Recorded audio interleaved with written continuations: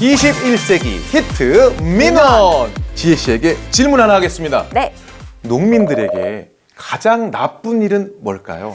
아무래도 힘들게 키운 농산물이 피해를 입는 거겠죠? 정답입니다. 그래서 자식 같은 농작물이라고 얘기들 많이 하잖아요. 네, 근데 천재지변이나 이런 건 피할 수가 없잖아요. 그렇죠. 그래서 농민들도 농작물 피해 부담을 줄이려고 필수로 보험을 가입하시는데 이게 또 모든 게 다 보상되는 게 아니잖아요. 궁금하신 게 정말 많다고 하시네요. 네, 그래서 이번엔 농업인 손해 제로 탑5 농작물 피해 편입니다. 먼저 5위는요.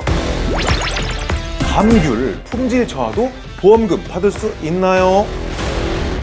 안 그래도 올해 너무 더웠잖아요. 맞아요.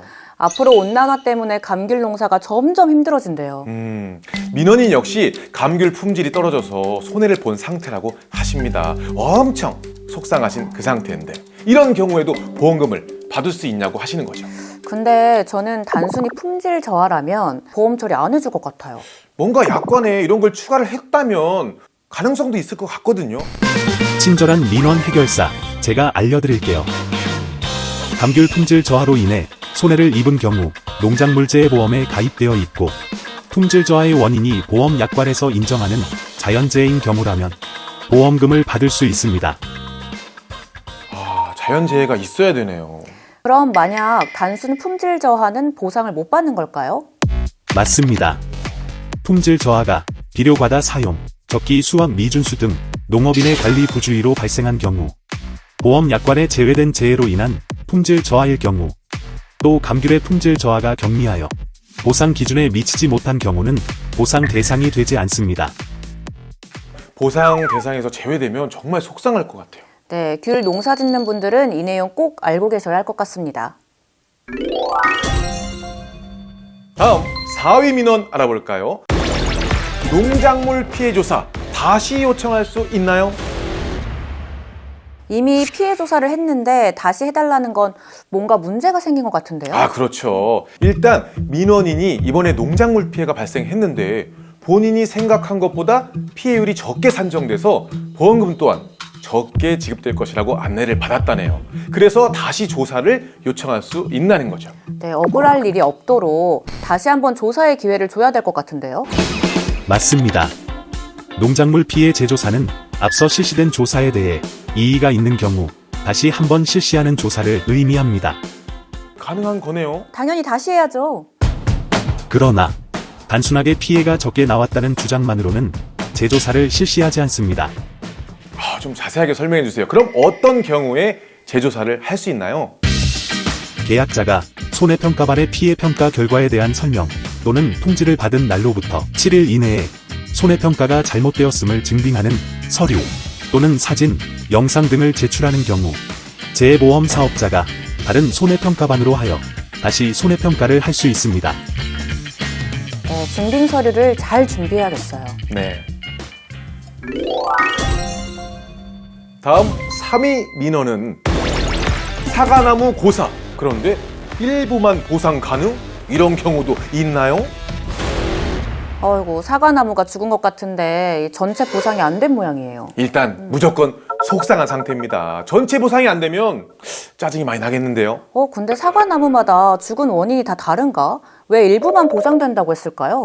사연인즉 작년에 사과나무 몇 그루가 고사를 했습니다. 그런데 고사나무 전체가 다 인정되지 않고 일부만 보상받았습니다. 보험금 처리가 잘 된 게 맞는지 궁금하다는 거죠. 네, 민원인도 인정 안 된 고사나무가 왜 보험 처리가 안 되는지 아예 모르는 것 같아요. 그러게요. 어떻게 된 거죠? 고사한 사과나무에 대해 전체 보상이 되지 않은 건 일부 고사나무가 보상하는 자연재해로 인한 것이 아닐 수 있습니다. 이런 경우 고사나무 수에서 제외하게 되는데 보상하지 않는 손해로 고사하거나 수확 불능이 된 나무를 미보상 나무라고 합니다. 저는 좀 안타까운데요. 농사 짓기 쉽지 않잖아요. 그것도 힘든데 사과나무가 어떻게 죽는지도 신경 써야 하는 건가요? 그니까요. 안 그래도 힘든 농민들한테 그냥 다 보상하면 안 될까요? 맞아요. 나무 자체가 고사한다고 해서 무조건 보상하는 것은 아닙니다. 보상하는 자연재해인 태풍 등으로 인한 고사만 인정하기 때문에 이외의 원인으로 고사한 것으로 평가되는 경우는 제외된다는 점 참고하세요. 그런데 이게 자연재해 때문인지 아닌지 애매할 때도 많을 것 같아요. 그래서 평상시 과수원에 사진이나 동영상을 남겨두시고 자연재해 예보 전, 후에도 사진이나 증거를 많이 남겨두시는 게 좋습니다. 네, 다음 2위를 보도록 하겠습니다. 양상추도 기존 농작물처럼 누구나 보험이 가입 가능한가요? 아니 당연히 되는 거 아닐까요? 상추는 되고 양상추는 안 되고 이거 아니잖아요. 그런 게 어딨어요. 나도 맨날 샐러드 먹을 때 양상추 먹는데. 아, 샐러드 때문에요? 네. 그건 아닌 것 같고 사연을 볼게요. 민원인의 사연에 따르면 양상추도 농작물 재해보험의 신규 사업으로 들어왔다는 홍보를 받습니다. 기존 농작물처럼 보험에서 보장을 해준다고 하는데 누구나 가입할 수 있나요? 어머, 농작물도 보험 가입이 안 되는 게 있나 봐요. 질문을 보니 누구나 가입할 수 있는 것도 아닌가 보네요. 그럼 양상추 보험 가입은 어떤 조건이 있는 걸까요? 농작물재해보험은 사업이 실시되는 지역에서만 가입이 가능합니다. 양상추 보험은 비리와 함께 2023년 시범사업으로 선정되었는데요. 하지만 현재는 횡성지역과 평창지역에 한하여 가입이 가능합니다. 이게 뭐예요? 그럼 양상추는 다른 지역에서는 가입을 할 수가 없는 거란 얘기죠? 농작물 재해보험의 경우 전국에서 가입 가능한 작물이 많지만 일부 작물은 보험 사업이 실시되는 지역에서만 가입할 수 있습니다. 와, 그럼 아직 가입 안 된 작물도 많겠어요.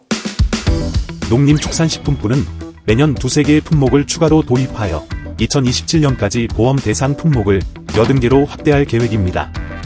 이를 통해 더 많은 농가가 재해보험의 혜택을 받을 수 있도록 노력하고 있습니다. 마지막 민원 탑5 대망의 1위는 바로 과수작물도 병충해 보상을 받을 수 있나요? 어머나, 이 병충해 피해도 보상이 되는 품목이 있고 안 되는 품목이 있나 봐요. 일단 민원 내용을 한번 보실까요? 네. 농작물 보험 가입할 때 병충해는 보상 항목에서 제외되는 것으로 알고 있는데 어떤 농민은 과수작물은 병충해 보상이 된다고 합니다. 진짜 보상이 되는 건가요? 일단 병충해가 보험이 잘 안 되나 봐요. 제가 알기로는 농작물 피해 중 가장 큰 게 병충해라고 알고 있었거든요. 그래서 농약도 뿌리고 하는 건데 농약이 안 먹힌 애들도 있긴 하거든요. 아, 그럼 손해가 진짜 막심할 것 같은데 진짜 보상이 잘 안 되는 건가요? 에이, 아무리 그래도 몇 가지는 되지 않을까요? 농작물재해보험에서 병충해로 보상되는 작물은 벼, 감자, 고추, 그리고 과수 작물 중에는 복숭아입니다. 이거 딱 4개? 아니 그러면 사과, 배, 고구마, 딸기, 오이, 토마토 이런 건 다 안 된다는 얘기요? 맞습니다. 그런데 병해충에 따라서도 보상 유무가 달라집니다. 복숭아의 경우 모든 병충해 피해를 보상하는 것이 아닌 세균구멍병만 보상됩니다. 복숭아도 다른 병해충이면 보상이 안 된다는 거네요. 뿐만 아니라 감자나 고추도 보상되는 병충해를 따로 정하고 있으며 병충해별 등급을 구분하여 보상 인정 비율이 각각 다릅니다. 어쨌든 과수작물은 복숭아 빼고 전부 병충해 보상이 안 되네요. 맞습니다. 사과, 배, 감귤, 자두, 오미자 등 과수작물은 전부 병충해 보상이 되지 않으며 보험 약관에 보상하지 않는 손해로 정하고 있다는 점 참고하세요. 네, 참고하겠습니다. 과일은 병충해 보험이 안 된다니 앞으로 꼭 좀 됐으면 좋겠어요. 네, 맞아요. 또 만약을 대비해서 농작물 보험은 제대로 들어놓는 게 이익인 것 같습니다. 오늘 알려드린 정보가 도움이 됐길 바라면서 올 한 해도 농작물 피해 없는 풍년 되시길 바랍니다. 안녕! 농업인 교류센터는 농업인 여러분과 함께합니다. 농업인 교류센터는 농림축산식품부와 농업인 단체가 함께 농업인들에게 전문 지식이 필요한 법률, 세무, 보험, 노무 등 농업 관련 제반 사안에 대한 양질의 자문 서비스를 제공하여 농업인들의 애로와 고충을 함께 해결해주는 곳입니다. 다양한 민원 접수 시스템을 갖추고 있는데요. 1811-3677 민원 콜센터 운영, 온라인 민원 처리 홈페이지 운영, 현장 방문형 찾아가는 서비스 시행, 유튜브 및 카카오톡 채널을 운영하고 있습니다. 농업인 교류센터 많은 이용 부탁드려요.